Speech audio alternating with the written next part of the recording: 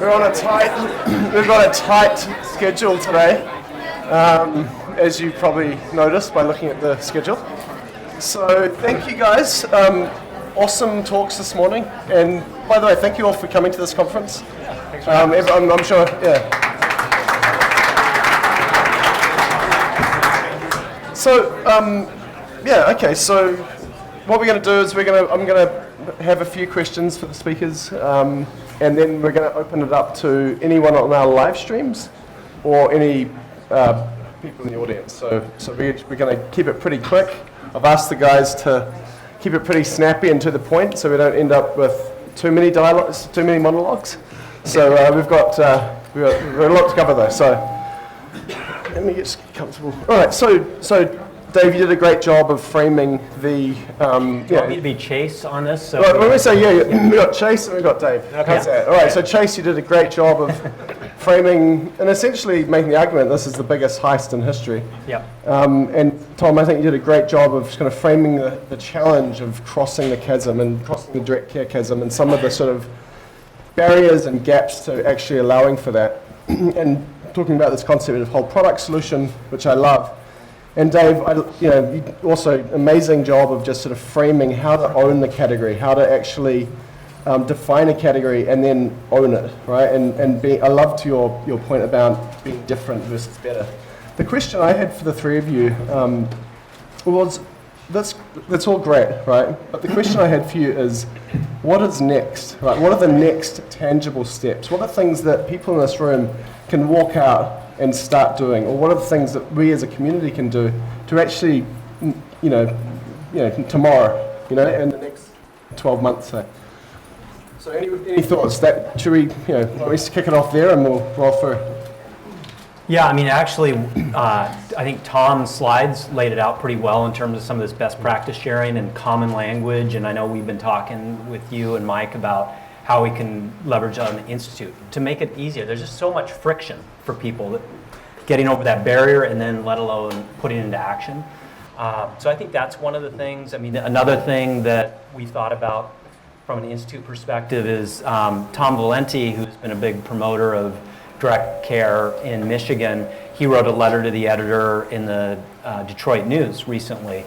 And I think that's one of the things that people in this room and watching on the live stream should start educating, whether it's a letter to the editor, speaking at Rotary, groups that speak to a Vistage or YPO. I mean, get out there, talk to business leaders.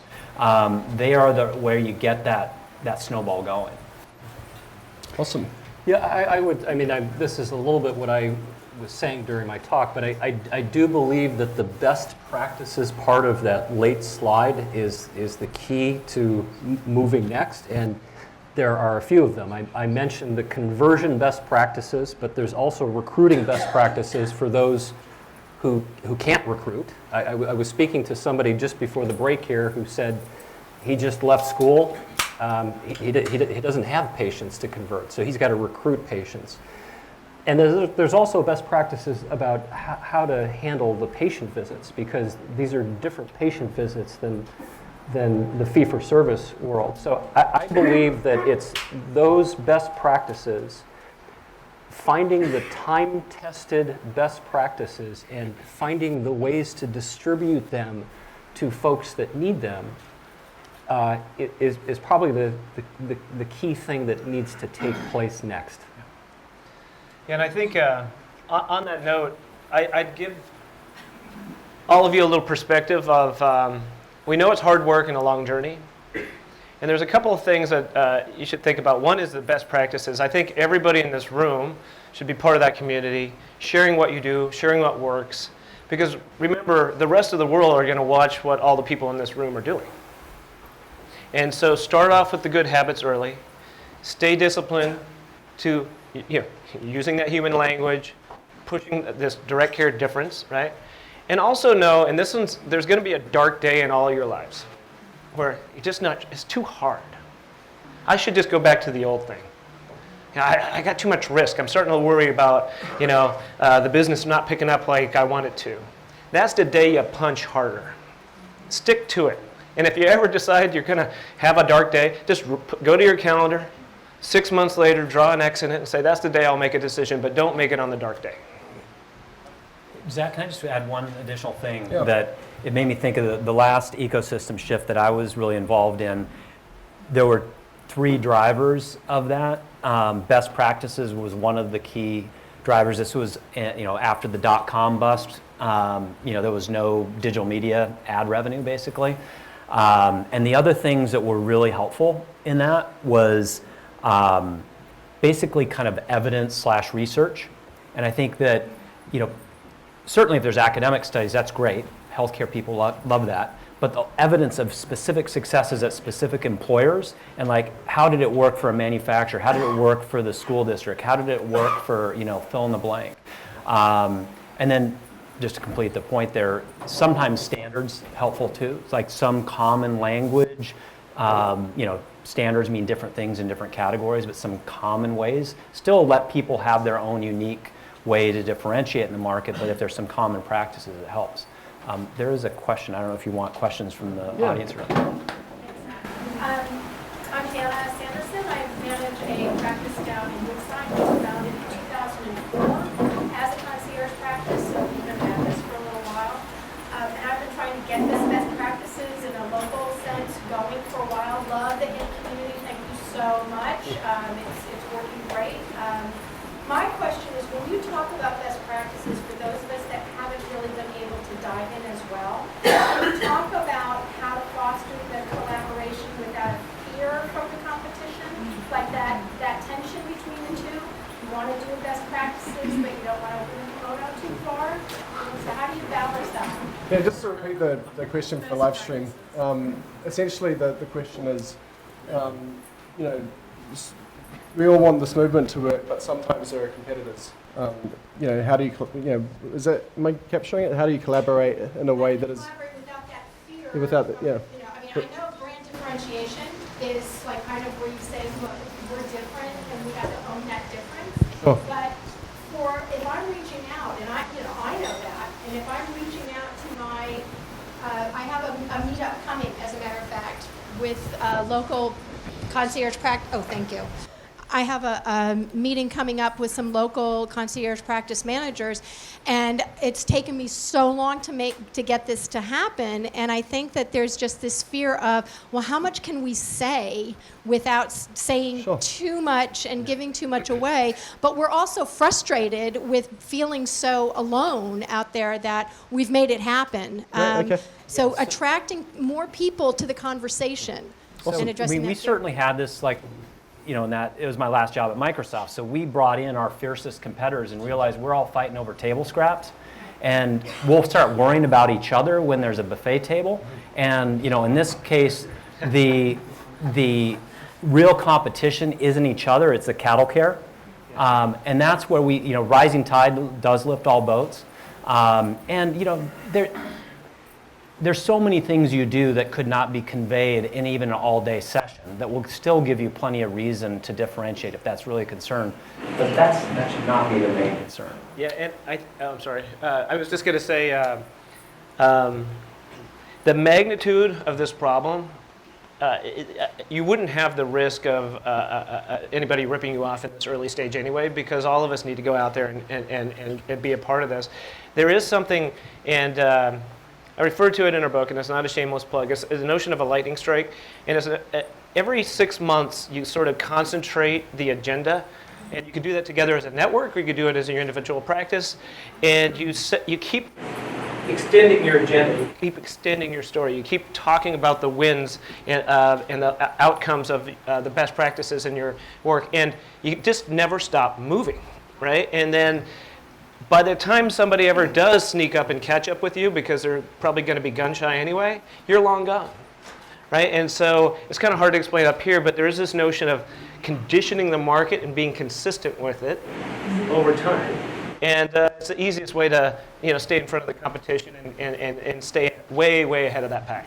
So we got a question here from Garrison. Can I add one comment to her question? So I spoke to nearly a dozen doctors in advance of this. And I would say that the overwhelming majority, I got the sense, are willing to share their best practices. Some won't, but the overwhelming majority will, and that's largely because they've already recruited all the patients that they want to recruit. And so for them, it's not a competitive disadvantage to give this away. In fact, it may be a competitive advantage because they want the category to keep rising. And they're going to have some churn along the way, so they're going to have to be able to recruit new members at some point. So I think it's a matter of who you ask. And in a state like this, I think that you're going to find a vast majority of people are willing. And I'll just add to that, the entire reason we built the community, which, and thanks for the shout out, was to try to break down some of those barriers. So, jump on there, everyone. All right, so Garrison. Yeah, I mean, as the first guy who ever did this, I got to say that I remember the beginning really well. The only thing I had was questions. I didn't know how to do anything. Okay, I didn't know where the patients were going to come from. I didn't know where the doctors were going to come from. I didn't even know how to explain to people what it was that I intended to do. I just understood that there was clearly a better way because there couldn't be a worse way to do it. And along the way, the answers to the questions appeared. Like the day that Dave Chase walked into my office. And I said, who is Dave Chase? Some guy from Microsoft. Who is this guy? But he knew what we were doing. He had heard about it. I don't know how he heard about it. The guy must be great at listening to the track. And then he goes out and writes an article for Forbes about the $4 trillion bunker buster idea. And I thought, wow, is it that? Is that what this is? And he became the person who could translate to the business world and to the rest of the economic universe what we were doing. We were just trying to do something incredibly simple, and it really should be someplace on that board of basic principles. We were the only people in healthcare who were now allowed to work for patients. Everybody else had to work for somebody else. Yeah. And that really is a huge thing. We don't need to compete at all. We need to create this, and it has to work. And everybody who plays in this playing field has to realize that responsibility. We are not here to do medicine. That's over. We are not here to read our textbook and do what they say. We are not here to go into the room and make the diagnosis and hand out a pill. We are here to give patients an opportunity for something that they have never seen. A doctor who is here so that they will leave here more capable of being healthy than they were when they walked in the door. This is a different job. So Garrison, Yeah. do you have a question for these guys? Yes, I do. Okay, let's I get on do. to it. Come on. So, no, actually, I wanted to say this to these people, and I wanted to do that on purpose because I think it directs us in terms of understanding. Why do we need people who are experts on chasms? We're doctors, right? Yep. Or nurse practitioners. We are people here we're just interested in healthcare. Well, the reason is that there are so many blanks that were on my sheet. We've crossed off quite a few of them. Right. But this is where we need to go next. The thing that we needed was Hint. Garrison, Yes. what is your question for these guys? Yeah, I'm sorry. I've been bad. Okay, so my question for these people is, how are you going to be able to communicate with the people who aren't in this room so that this thing can actually really, really grow? Awesome Thanks. question. Yeah. Thank you, Garrison. Yeah, and I'll just add one thing on the competitive thing. I mean, I think this is the Oklahoma land grab, and worried about competition is like worried about postage stamps compared to the land grab. But I think in terms of the next steps and catalysts, I'll tell you, I think that the one is I think there's this lever point that we are trying to shine a light on in terms of the benefits consultant, and the misalignment and stuff that a fraction of that would get you thrown in jail in financial services for lack of disclosure. And then the other big catalyst, frankly, is a ginormous target on the back of CEOs and outside board members when they realize the fiduciary duty that they have under ERISA that has historically not been applied. That's self-insured employers sit under the ERISA framework. There's financial, retirement benefits, health benefits. If you put your employees' retirement money into Uncle Bubba's investment fund that's got high fees, terrible returns, and there's kickbacks to the broker, you will get sued and you will lose. We have people putting the employees' money into Uncle Bubba's health plan. So this issue is going to hit in a major way this year, probably in the next 6 weeks, the canary in the coal mine on that issue. And when the outside board members and CEOs realize there is a personal financial liability for dereliction of a ERISA fiduciary duty, that's going to drive some major change. And I think there's the opportunity to educate some of them, give them a heads up about this. It's a longer discussion, but we'll be communicating about that. Excellent. James, got a question from James. So if there's a lot of fear from the new physicians coming in, and it's easier to recruit physicians to be basically your employees versus like them opening their own clinic, do you see in 5 years like 5 DPC brands with 1,000 clinics each, or 6,000 individual clinics? Great question. I'll take that. It's probably going to be somewhere in between. This came up in a number of the phone calls that I had. Because obviously if you're paying somebody a salary to come into a clinic that's already established, you can start attracting a doctor that has a different risk-reward profile. So I'm not going to make a forecast on what the number is going to be, but I would suspect it's going to be somewhere between those two. And actually, Dave, in your talk, you talked about winner takes all within the context of technology companies. Does that concept apply here, or is that, can't we all win, essentially? Yeah. I think in this case, consumers of the category, and I think we all are, right, to the degree, there's going to be an ecosystem of the technology enablers like Hint, and there will be a winner. There will be clearly a winner. And then there's going to be a lot of subcategories that will have those winning technology category leaders. And then there'll be the ecosystem that follows them. And then that ecosystem who picks that winner will absolutely reap in those economics. And then you do tie to, I think there's a natural evolution. I'm not qualified enough to understand exactly how this particular type of market evolves. But there is one thing clear: if there's a bunch of direct care providers naturally forming direct care practices, naturally forming and building on this ecosystem, that's going to be the winner-take-all group that leads. And everybody who's afraid to move or is too vested in their insurance, brackets to move, they'll stay. It's something to protect versus something to gain. And the gain people will move in this direction. So I've got another tactical question, and then we'll go back to the crowd. So a lot of people here in this room, so we've got 2 basically marketing gurus, essentially, right? Can we call you that, basically, right? I used to be one. Yeah, right. I'm a recovering marketing guru. And just a guru over there. So a lot of people are probably spending a lot of time thinking about how to get more patients, right? Do you have any advice for those people? Or actually, to get more people, actually, if you were to reframe, or families? Well, there's something burning through my mind on what Harrison said. Right. And I would write it down, because I sort of wrote it down. If I was doing category design for any of your businesses, there's a way to differentiate, and it's a bit of a mind bender. If you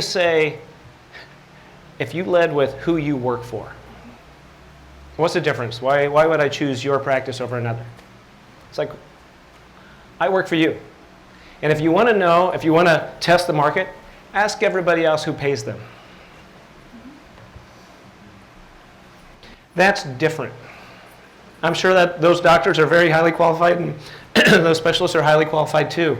Then all of a sudden, you establish that difference, And then obviously there's ways to then put that out into the community and start to virally build it through your community and all the rest of the ecosystem plays. But I think it starts with give somebody such a clear choice that you don't end up spending all your time in marketing efforts and promotion efforts convincing people. Just show them. It's like, hey, who do you work for? I work for you. If you want to choose somebody who's kind of more reliant on that insurance policy and the premiums, knock yourself out. So I would say now that there are 621 established direct care practices, Nice. there are people in this room that have figured this out, that have gone through the iterations, that have gone through the hard work to figure out either how to convert or how to recruit. And I would use a conference like this to be pulling stuff out of other people's brains and finding a way to get this on.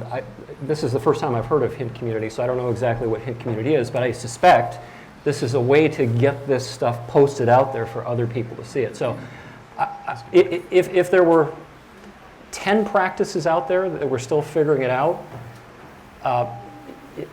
trying to make it up and test on your own is one way to go about it, but there's 621 practices out there, and many of them have figured it out. You make a really good point.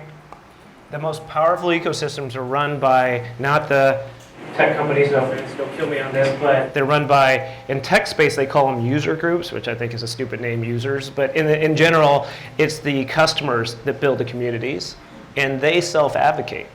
So everybody in this room, I don't know how you got 300 people lined up so fast, but there's a lot of goodness in this room. Build your community out there, and then draw in the rest of the leaders from the tech community and such. So. Yeah, I mean, I give startups advice all the time, and I'm a huge believer in what Dave is saying in terms of the category. I say, sell your category, you're going to get more than your fair share of the category. Brilliant. So we have a question. I think you were first, gentleman in the back of the room. We are, in my practice I have students, and yesterday just out of blue, a student asked me, how are you implementing your DPC model? And I said to him, what do you know about DPC model? He goes, well, everybody's talking about it. And I was really shocked because I don't even talk about these things, we're just purely educational.